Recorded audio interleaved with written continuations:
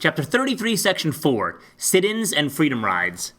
The campaign to integrate public facilities in the South continued through the 1960s. During this time, a growing student movement influenced the direction of the civil rights struggle. Student protesters challenged segregation in various ways.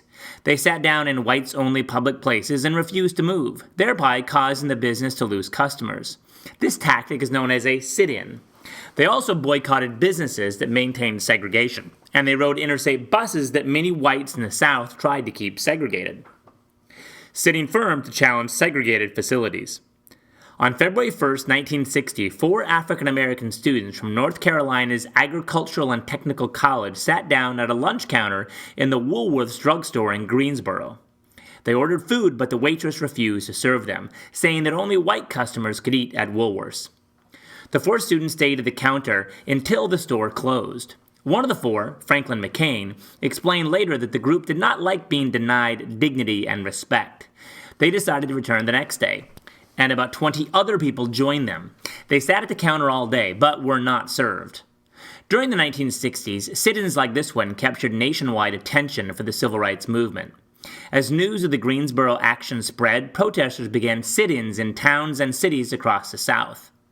The Greensboro protests continued for months. In April, the city's blacks organized a boycott of Woolworths and another local store with a segregated lunch counter. Eventually, the local businesses gave in. On July 25, 1960, the first African-American ate at the Woolworths lunch counter in Greensboro. Black students also mounted a large sit-in campaign in Nashville, Tennessee. As in Greensboro, Nashville's African-American community followed up with a boycott of downtown businesses. And once again, local business owners and public officials gave in. On May 10, 1960, Nashville became the first major city in the South to begin integrating its public facilities. Students organized to make a difference. The sit-ins and boycotts began to transform the segregated South and change the civil rights movement. College students took the lead in the sit-ins, and many became activists in the movement. In April 1960, Ella Baker, a leader with the SCLC, called a meeting of student civil rights activists in Raleigh, North Carolina. Although Baker herself was 55 years old and no longer a student, she believed it was important for students to organize and run their own organization. Under Baker's guidance, the students formed the Student Nonviolent Coordinating Committee, SNCC, pronounced SNCC. SNCC's statement of purpose, written in May 1960, affirmed the new organization's commitment to justice, peace, and nonviolence. We affirm the philosophical or religious ideal of nonviolence as the foundation of our purpose.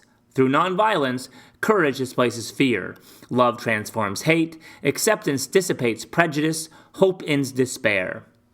Peace dominates war, faith reconciles doubt.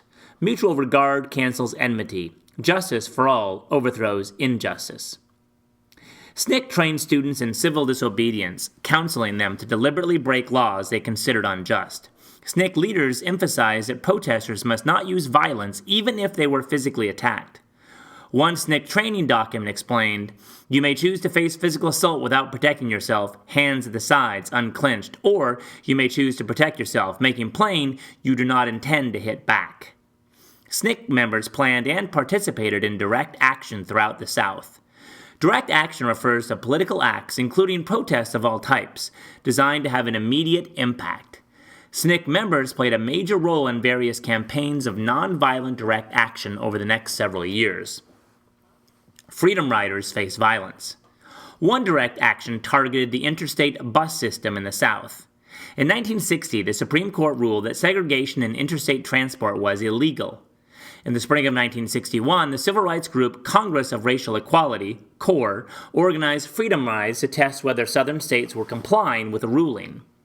On May 4, 1961, 7 black and 6 whites boarded 2 buses in Washington, D.C., and headed south. When the first bus reached Anniston, Alabama on May 14th, a white mob attacked the freedom riders. The mob followed the bus as it left town, threw a firebomb through the window, and then beat the passengers as they fled the bus. Passengers on the second bus were also beaten when they arrived in Alabama. CORE abandoned the freedom rides, but SNCC continued them. Finally, Attorney General Robert Kennedy sent federal marshals to ensure safe passage for the riders to Jackson, Mississippi.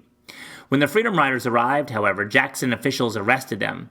They suffered physical abuse while in jail, but most became even more committed to ending segregation.